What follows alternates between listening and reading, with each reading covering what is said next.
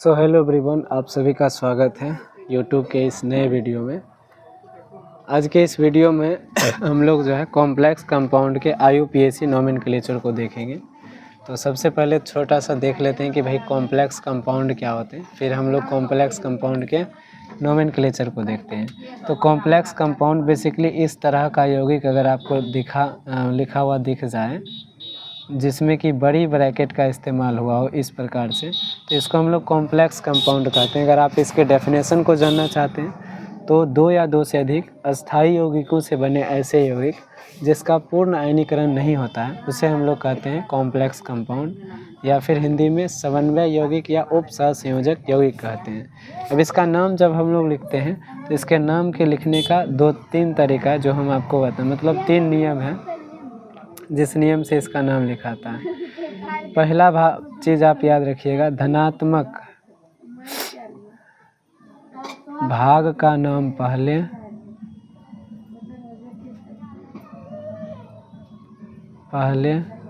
और ऋणात्मक भाग का नाम बाद में। ऋणात्मक भाग का नाम बाद में लिखा जाता है। ये इसका पहला पॉइंट है कि धनात्मक भाग का नाम पहले लिखा जाता है, ऋणात्मक भाग का नाम बाद में। दूसरा पॉइंट क्या है, समन्वय मंडल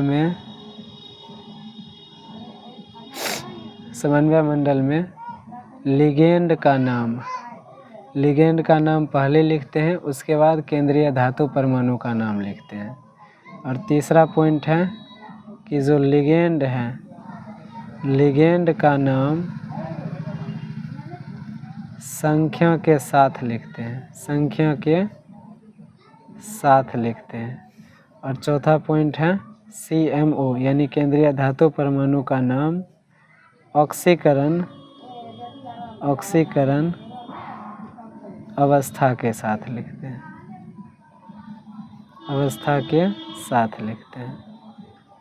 इसके अलावा और कोई इसका रूल नहीं है। IUPAC जो है international union for pure and applied chemistry, इसी का कथन है कि भाई किसी भी तरह के अगर कॉम्प्लेक्स कंपाउंड का नाम लिखना है तो सबसे पहले धनात्मक भाग का नाम लिखना है, बाद में ऋणात्मक भाग का लिखना है।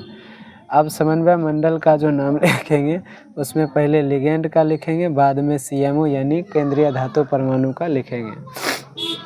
अब समझिए, जैसे इस तरह का यौगिक रहेगा तो इसमें सबसे पहले देखिए ये जो ब्रैकेट दिख रहा है, इस ब्रैकेट को ही हम लोग कहते हैं समन्वय मंडल। और ब्रैकेट के शुरू में सबसे पहले जो तुमको एगो दिखेगा धातु, उसी को कहोगे CMA यानी सेंट्रल मेटल एटम, केंद्रीय धातु परमाणु।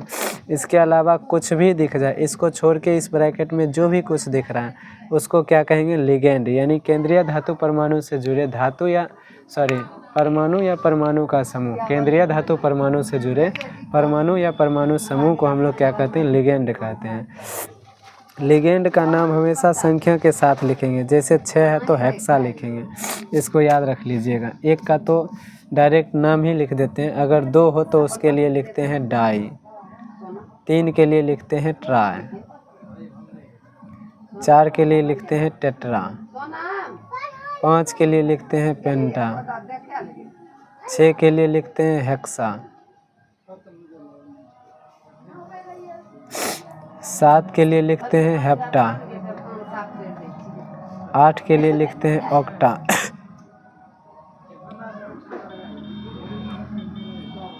बस एक बात याद रखिएगा, एक सिर्फ En जिसका कि सूत्र होता है NH2 CH2 NH2, En इसका नाम होता है इथिलीन डायमीन। जो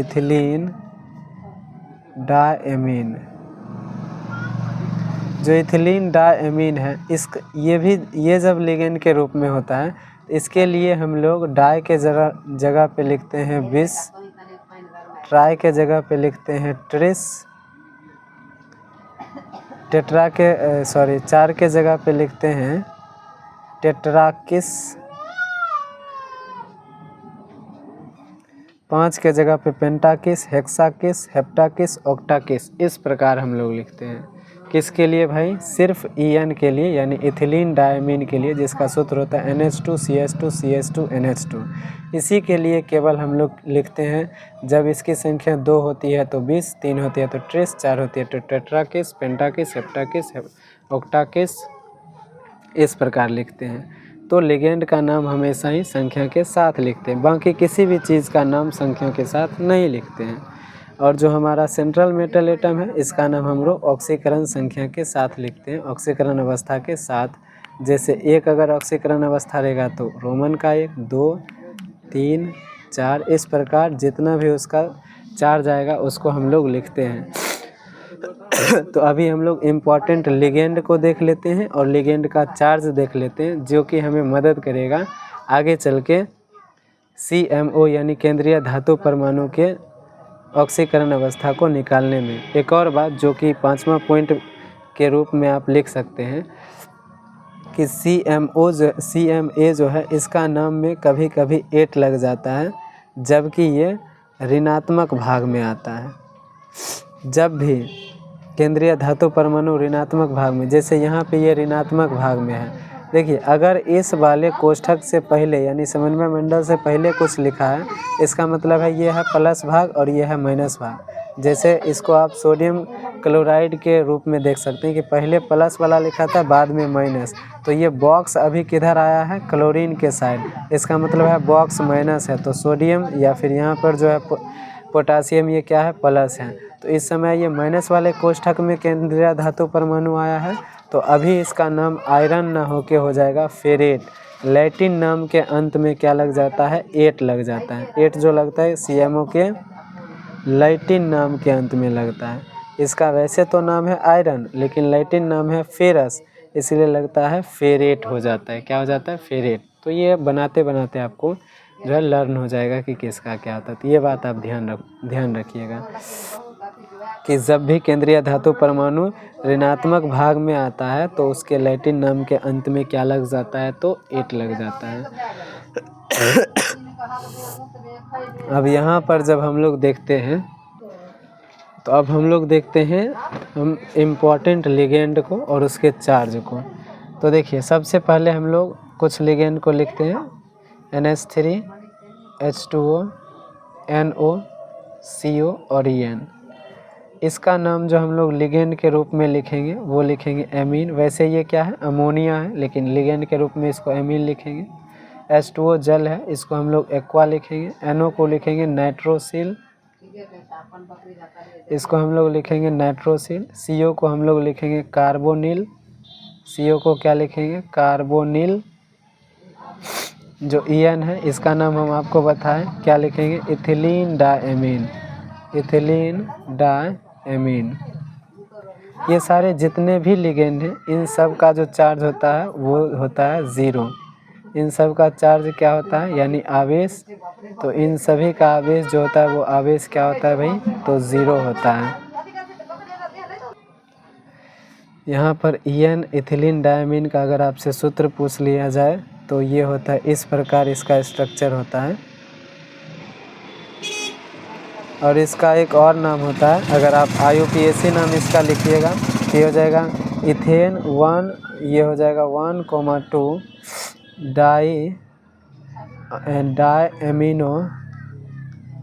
डायएमिनो इथेन,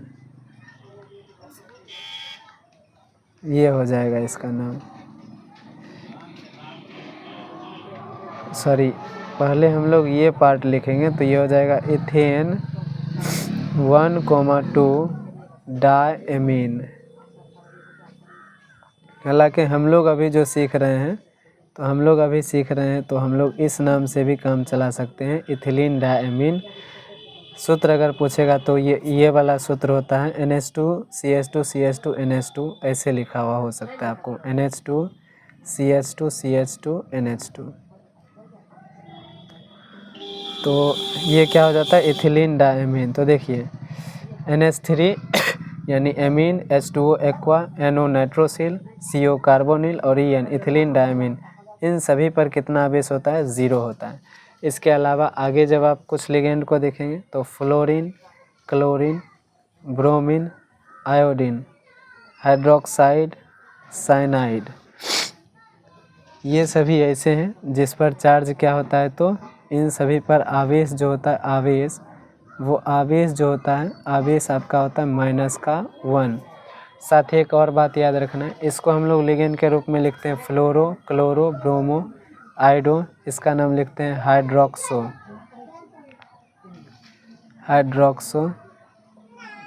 और इसका नाम लिखते हैं साइनो। CN को लिखते हैं साइनो और इसको लिखते हैं हाइड्रोक्सो। तो ये हो जाता है।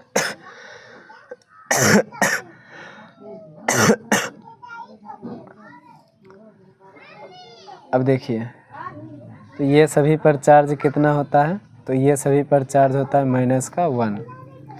इसके अलावा और भी अगर हम लोग थोड़ा सा आगे बढ़ें तो एक होता है OX को कहते हैं ऑक्सीलेटो,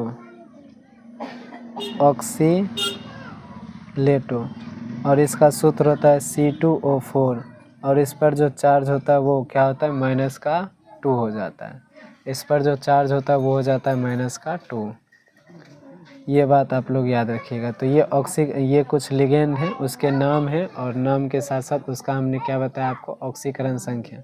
इसके अलावा एक चीज़ याद रखिएगा, किसी यौगिक का, अगर कोई यौगिक है भाई, तो किसी यौगिक का ऑक्सीकरण संख्या हमेशा क्या होता है, 0 होता है। जैसे S8 का पूछेगा ऑक्सीकरण संख्या तो क्या होगा, 0। तो कोई अगर यौगिक है तो यौगिक का जो ऑक्सीकरण संख्या होगा वो क्या हो जाएगा, 0 हो जाएगा।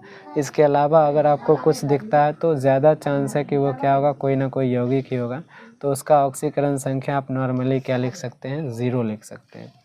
ये बहुत इम्पॉर्टेंट है। अगर ये आपको याद हो गया नाम के साथ तो फिर बहुत ईजीली हम जो है किसी भी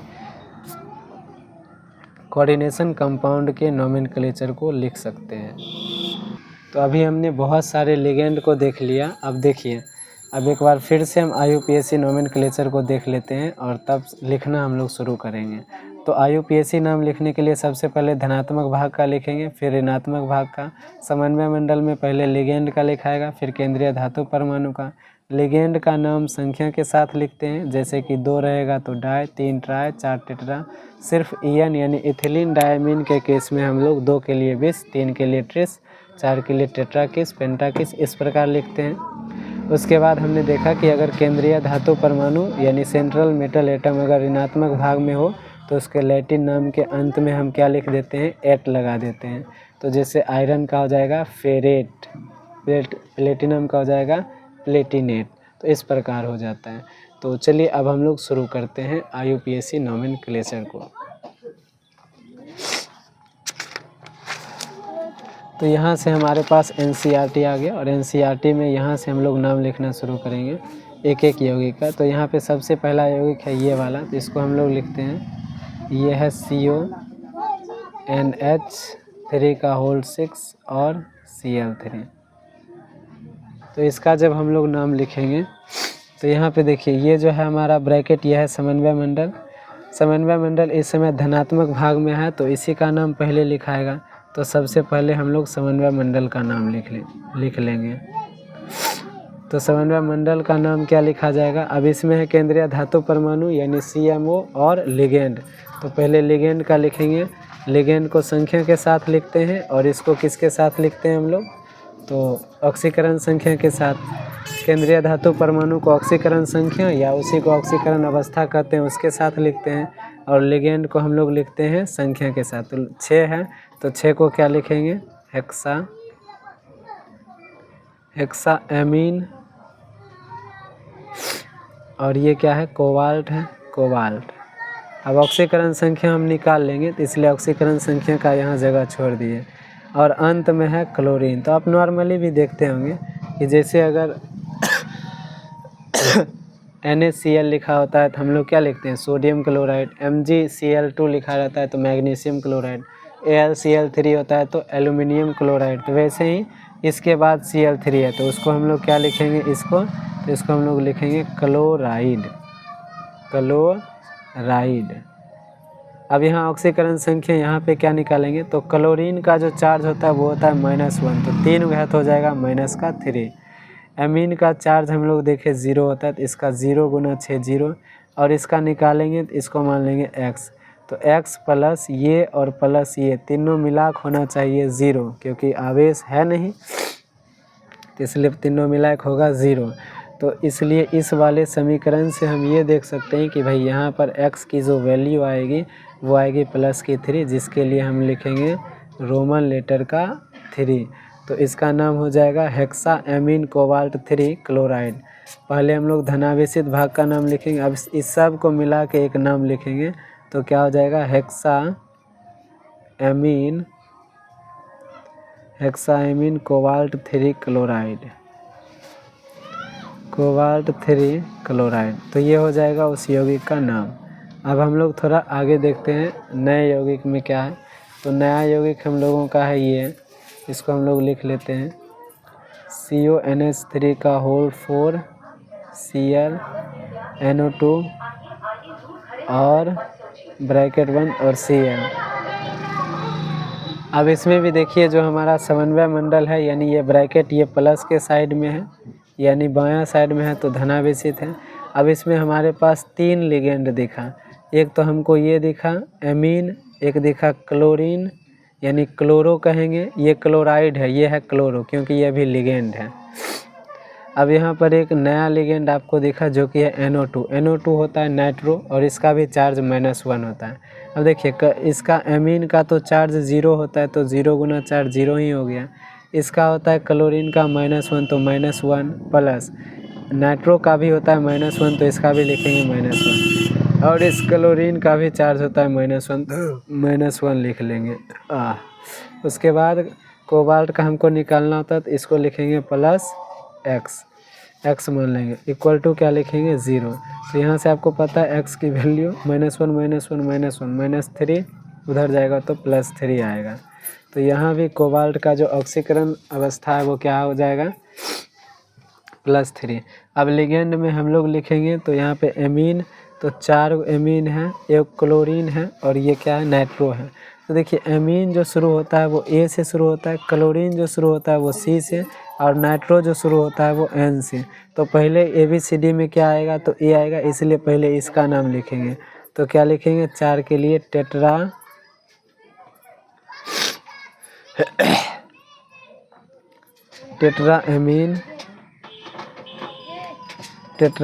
उसके बाद टेट्राएमीन क्लोरो, उसके बाद क्या लिखेंगे, ये क्या है नाइट्रो, तो ब्रैकेट में लिख देंगे नाइट्रो, और उसके बाद लास्ट में उसके बाद क्या लिखेंगे लिगेंड के लिखने के बाद लिगेंड को संख्या के साथ लिख दिए। उसके बाद क्या लिखेंगे सेंट्रल मेटल एटम का, तो ये क्या है कोबाल्ट है, और कोबाल्ट का लिखेंगे ऑक्सीकरण संख्या के साथ 3 है तो क्या हो जाएगा 3, और लास्ट में क्लोरीन तो क्या हो जाएगा क्लोराइड। तो ये हो जाएगा इसका IUPAC नेम। नेक्स्ट कंपाउंड हम लोग देखते हैं। तो नेक्स्ट कंपाउंड जो है हम अपना जो है वो है NiNH3 का होल 6 और Cl2। अब यहाँ भी देखिएगा ये निकेल है और ये एमीन है, 6 है तो क्या, अब देखिए 4 देख लीजिए, तो इसका -2, इसका 0, तो इसका x मानेंगे तो वो आएगा +2। देख लीजिएगा x + 0 - 2 = है 0, सो x विल बी +2। तो निकेल की ऑक्सीकरण अवस्था तो +2 आ गई। अब यहाँ से लिखते हैं तो ये हो जाएगा हेक्साएमीन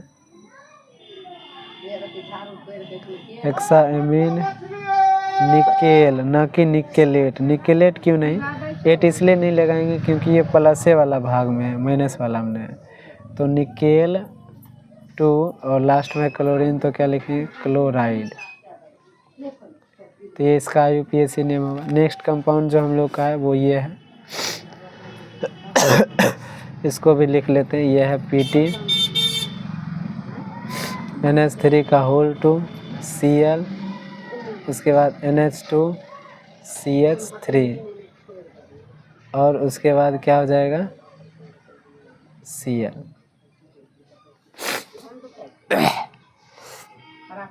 तो चलिए इसका भी हम लोग नाम लिखते हैं। तो इसका जब हम लोग नाम लिखेंगे तो यह केंद्रीय धातु परमाणु, ये एमीन है, और ये क्या है भाई, ये है क्लोरीन, और ये है, देखिए इसका नाम क्या है, देखिए एथिलीन डायमीन हम लोग देखे थे ना, तो एथिलीन डायमीन था वो, और ये हो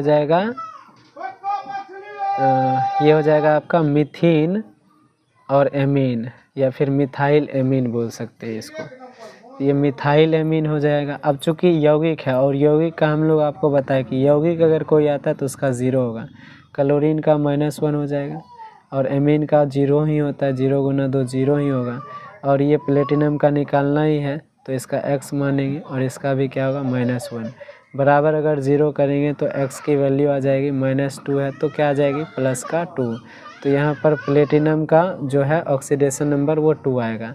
अब हम लोग लिखते हैं इसके नाम को, तो यहाँ पर ये एमीन है, A से शुरू होगा, क्लोरीन C से शुरू होगा, और ये क्या है, ये M से शुरू होगा, मिथाइल, ये इसका नाम हो जाएगा, एक सेकेंड, इसका नाम थोड़ा सा देख लेते हैं, NH2 है, और क्या है CH3, तो एक कार्बन को तो हम लोग कहते हैं मीथेन, तो ये मीथेन है, और ये हो जाता है एमीन, तो मीथेन एमीन मिथेनामीन लिखते हैं वैसे तो इसका IUPAC नेम, लेकिन इसको लिखेंगे मिथाइल एमीन, क्या लिखेंगे, मिथाइल एमीन, तो ये भी लिख सकते हैं, तो ये M से शुरू होगा।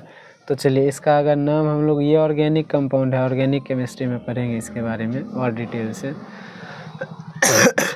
तो यहाँ पे इसका नाम अगर हम लोग देखें तो ये क्या हो जाएगा, तो ये M से शुरू हो रहा है, ये C से, और ये A से, तो पहले A वाला लिखेंगे, 2 है तो लिखेंगे डाई एमीन, उसके बाद क्लोरो, इसका नाम लिखेंगे मिथाइल एमीन, उसके बाद प्लेटिनम, प्लेटिनम के बाद लिखेंगे इसका ऑक्सीकरण संख्या 2, और लास्ट में क्लोरीन है तो वो क्या हो जाएगा क्लोराइड, तो ये पूरा हो जाएगा इसका IUPAC नेम। नेक्स्ट कंपाउंड हम लोग देखते हैं, तो नेक्स्ट कंपाउंड हम लोग का ये है मैग्नीज वाला, तो ये जो कंपाउंड है ये है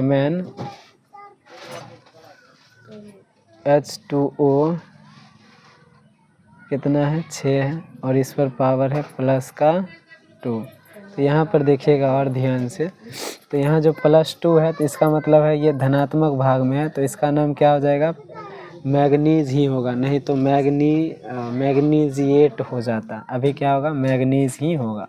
अब देखिए ये मैग्नीज है, और उसके बाद एक्वा है, और ये प्लस है, तो यहाँ पे जल का यानी H2O का तो ऑक्सीकरण संख्या 0 होता है, 0 × 6 0 ही होगा, और इसका होगा X।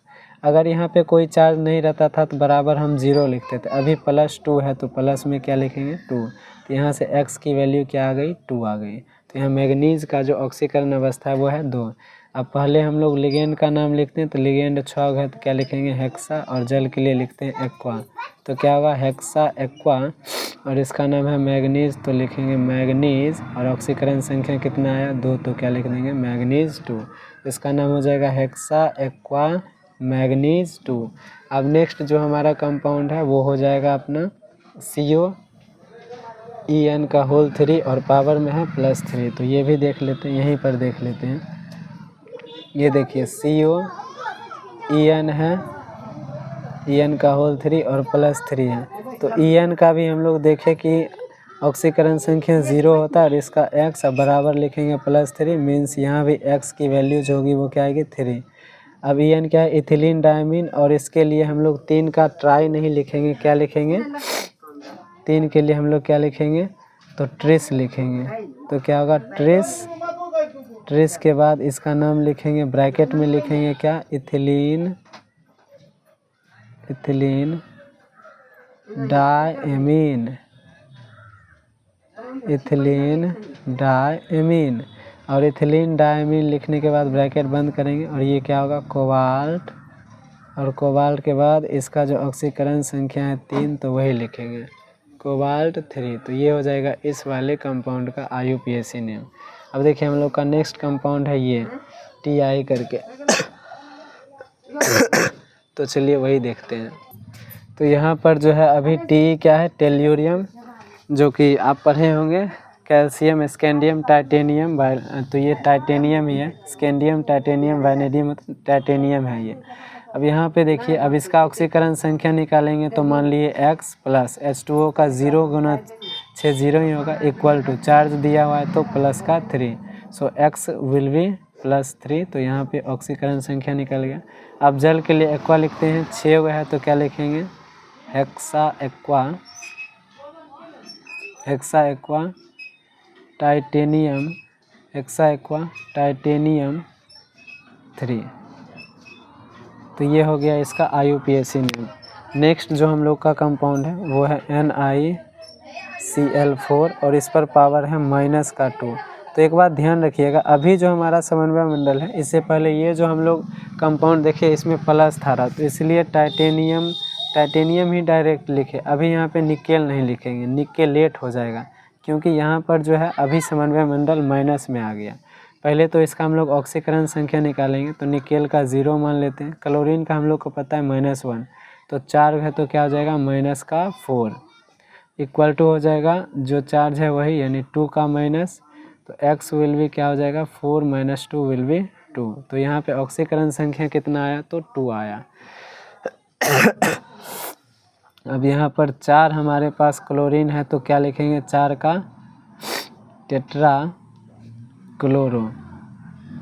टेट्राक्लोरो और निकेल नहीं, निकेलेट, क्योंकि केंद्रीय धातु परमाणु अभी क्या है, माइनस वाले भाग में है, तो निकेलेट और 2। तो इस प्रकार हम लोग इसका IUPAC नाम लिखेंगे। अब नेक्स्ट जो हमारा कंपाउंड है वो है NiCO4। तो इसका हम लोग क्या लिखेंगे, CO क्या है, कार्बोनिल, और जिसका कि ऑक्सीकरण संख्या होता है 0, तो 0 + x और कोई चार्ज नहीं है तो 0, तो x भी क्या हो जाएगा, 0, यानी यहाँ पर जो ऑक्सीकरण संख्या है निकेल का वो क्या है, 0 है। अब ये 4 है तो 4 के लिए लिखेंगे टेट्रा, और CO होता है कार्बोनिल, तो टेट्राकार्बोनिल निकेल और 0, बस यही हो गया इसका IUPAC नाम। तो इस प्रकार से हम किसी भी कंपाउंड का IUPAC नाम लिख सकते हैं। एक और कंपाउंड देखते हैं जो कि है K3FeCN6। इस वाले में देखिए पहले क्या है, पोटासियम है, तो पहले धनात्मक भाग का नाम लिखेंगे, तो इसका नाम हो जाएगा पोटासियम। अब उसके बाद देखिए लोहा है और ये क्या है, अब ऋणात्मक भाग में पहले लिगेंड का लिखेंगे, तो लिगेंड का क्या हो जाएगा, हेक्सासाइनो। उसके बाद ये लोहा अभी ऋणात्मक भाग में आया है तो इसका नाम आयरन ना होके क्या होगा, फेरेट होगा, इसका नाम लिखेंगे फेरेट। अब उसके बाद ऑक्सीकरण संख्या निकालना पड़ेगा, तो पोटासियम का होता है +1, 3 है तो +3, और इसका होता है -1, 6 है तो -6, तो +3 + x - 6, तो क्या होगा, +3x - 6 will be 0, so x will be 2। x का जो वैल्यू होगा वो क्या हो जाएगा, 2 हो जाएगा। तो इस प्रकार इसका नाम हो जाएगा पोटासियम हेक्सासाइनोफेरेट 2। तो ऐसे करके हम इसका भी नाम लिख सकते हैं। अब हमारे पास कुछ ऑलरेडी यौगिक का सूत्र दिया हुआ है, उसका हम लोग यौगिक का IUPAC नेम दिया हुआ है, उसका हम लोग नाम लिखेंगे। आप तो यहाँ पे दिया हुआ है NCERT में बहुत सारे यौगिक का नाम, जैसे लिखा है टेट्रा हाइड्रोक्सिडो, यानी हाइड्रोक्सिडो, तो हम लोग लिखते थे ना हाइड्रोक्सो, उसी को कह रहा है हाइड्रोक्सिडो, हिंदी में थोड़ा डिफरेंट होता है। जिंकेट 2, तो टेट्रा हाइड्रोक्सिडो का मतलब क्या हो जाएगा भाई, पहले इसका नाम ही लिखते हैं, नाम है टेट्रा हाइड्रोक्सिडो जिंकेट 2। तो चलिए इसको हम लोग लिखने का ट्राई करते हैं। तो टेट्रा हाइड्रोक्सिडो का मतलब है, यहाँ देखिए टेट्रा हाइड्रोक्सिडो का मतलब है, हाइड्रोक्सिडो यानी OH क्या हो, 3 गो, और ये किसके साथ है, जिंकेट, यानी कि केंद्रीय धातु परमाणु क्या है, जिंक। अब इसका पावर बोल रहा है कि इसका जो ऑक्सीकरण संख्या है वो कितना है, 2 है, तो इसका तो -3 है, इसका मतलब है यहाँ पे क्या होगा, यहाँ पे प्लस लिखा होगा क्योंकि इसका ऑक्सीकरण संख्या x बराबर अगर 2 रखेंगे तो देखो x प्लस इसका क्या हो जाएगा माइनस का 3 इक्वल टू प्लस का 1। अगर हम लोग ऐसा लिखते हैं, सॉरी यहाँ पे जिंक 8 है तो माइनस हो जाएगा क्योंकि प्लस नहीं होगा, 8 लगा है तो ये समन्वय मंडल ऋण आवेशित भाग में है तो माइनस, तो यहाँ लिखेंगे -1। तो ही क्या होगा x बराबर क्या हो जाएगा कि ये जो -3 है इधर आएगा तो +3 -1 इक्वल टू 2। तो यहाँ पर जो ऑक्सीकरण संख्या ये जो 2 लिखा हुआ है तो ये इस प्रकार आएगा। तो ये इसका जो है सूत्र हो जाएगा ZnOH का होल 3 और ये ब्रैकेट के ऊपर यानी समन्वय मंडल का पावर कितना हो जाएगा -1। और भी यहाँ पे नाम है जिसको हम लोग बारी बारी से देखने का कोशिश करते हैं। तो देखिए एक हमारा ये नाम है पोटेशियम टेट्राक्लोरिडो पैलेडेट 2। तो इसको हम लोग देखते हैं। पहले तो इसका हम नाम ही लिख लेते हैं जो कि है पोटेशियम, जिसको हम लोग पोटासियम लिखते थे। तो हिंदी में थोड़ा सा डिफरेंट रहता ही है। टेट्राक्लोरिडो जिसको हम लोग नॉर्मली क्लोरो लिखते हैं।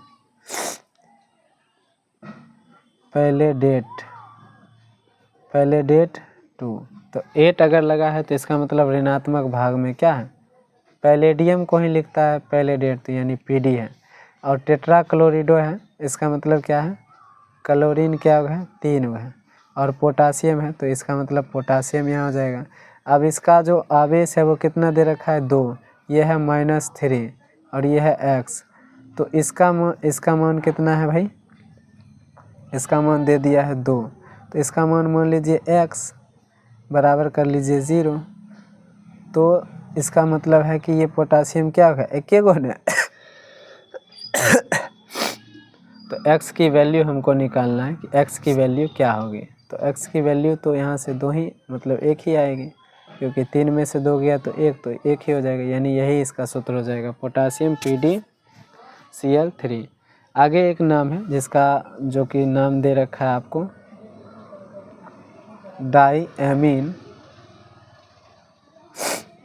डाईएमीन, उसके बाद डाईक्लोरिडो, क्लोरिडो माने क्लोरो, प्लेटिनम 2 प्लेटिनम 2। तो चलिए इसको देखते हैं। तो यहाँ से है डाईएमीनो यानी एमीन NH थ्रू क्या हुआ 2। उसके बाद है डाईक्लोरो तो क्लोरीन भी क्या हुआ 2। और प्लेटिनम तो प्लेटिनम, और प्लेटिनम का बोल रहा है कि जो आवेश है वो 2। तो सही बात है, यहाँ -2 ये 0 तो ये +2 तो ये हो जाएगा इसका फार्मूला। अब उसके बाद क्या है अगला है अपना पोटासियम टेट्रासाइनिडो, पोटेशियम टेट्रासाइनिडो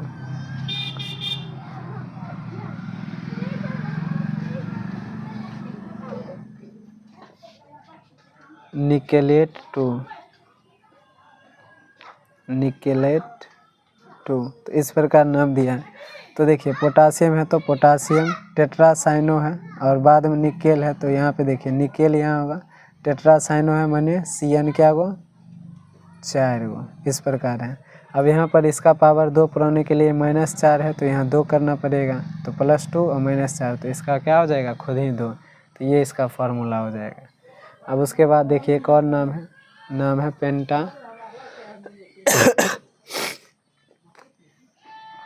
पेंटाएमीन नाइट्रेटो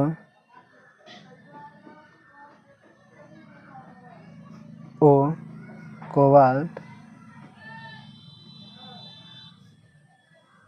3। तो चलिए नाइट्रेटो ओ ये देखिए NO2 हो गया नाइट्रो या जिसको नाइट्रेटो लिखता है तो इसको लिखता है ये लोग नाइट्रेटो, हिंदी में लिखता है नाइट्रेटो N, ठीक है न। और यही जब ONO लिखता है तो इसको लिखता है नाइट्रेटो O, जिसको कि हम लोग सिंपल नाइट्रो लिखते तो इसको लिखता है नाइट्रेटो O। दोनों का जो चार्ज होता है वो -1 ही होता है, दोनों का चार्ज कितना होता है -1 ही होता है। तो कोई उसमें बहुत ज़्यादा अंतर नहीं है। तो क्या है पेंटा एमीन, तो पेंटा एमीन का मतलब आप समझ गए, एमीन क्या हुआ 5 हुआ। और नाइट्रेटो ओ, नाइट्रेटो ओ का मतलब क्या हो गया ONO। और कोबाल्ट 3 यानी CO यहाँ। और कोबाल्ट का जो हमको क्या ऑक्सीकरण संख्या लिखना है वो कितना मतलब लाना है 3। तो देखिए इसका -1 इसका 0, अब चाहिए इसको कितना, तो चाहिए 3, तो -1 यहाँ पे है, तो इसको 3 लाने के लिए यहाँ पे लिखना पड़ेगा प्लस का 4। आवेश जो देना पड़ेगा वो क्या देना पड़ेगा प्लस का 4। जब इसका पावर प्लस का 4 लिखेंगे तो खुद ही देखिए कोबाल्ट का जो है वो कितना आ जाएगा 3 आ जाएगा। कैसे, तो देखिए x प्लस इसका 0 प्लस इसका -1 इक्वल टू कितना प्लस का 4। नहीं, यहाँ पे हमको लिखना पड़ेगा प्लस का 2, तो ये प्लस का 2 लिखना पड़ेगा, तब ये होगा x इक्वल टू +2 और इधर से जाएगा +1 तो प्लस का 3। तो +3 पुराने के लिए यहाँ पे जो आवेश देना पड़ेगा वो क्या देना पड़ेगा प्लस का 2 देना पड़ेगा। इस प्रकार आप नाम लिख सकते हैं। अब आप ट्राई करिएगा किसी भी जो है अपना कोऑर्डिनेशन कंपाउंड या कॉम्प्लेक्स कंपाउंड का नाम लिखने का। चूँकि वीडियो बहुत लंबा हो रहा है, तो अगर आपको कोई भी यौगिक ऐसा दिख रहा है जिसके नाम को लिखने में आपको दिक्कत हो रहा है तो आप हमसे संपर्क कर सकते हैं। आपको लिख देना है और आप कोशिश करिए, आपको कमेंट में लिख देना है कि ये वाला कंपाउंड चाहिए इसका आंसर। आप नॉर्मली ये सारे जितने भी हैं कम से कम ये 2 तो आप बना ही लेना, एक 9.6 और ये 9.7, तो ये दोनों आप बना लीजिएगा। इसका आपको सूत्र लिखना है और इस सूत्र का आपको IUPAC नेम लिखना है। ये दोनों आप बना लीजिएगा, अगर आप कहिएगा तो इसको बनाकर हम आपको भेज भी देंगे। So thanks for watching this video. आज के लिए इतना ही। तबीयत बहुत ख़राब है जिस वजह से वीडियो नहीं बना पा रहा हूँ। वैसे कोशिश करते हैं कि बना देते हैं, जो बहुत इम्पोर्टेंट टॉपिक है उसका तो एटलीस्ट हम बना ही दे रहे हैं। बाकी आपको थोड़ा धैर्य रखना है, खुद भी प्रैक्टिस करना है। कहीं अगर कोई प्रॉब्लम होता है तो आप पूछ सकते हैं हमसे। ओके, सो बाय।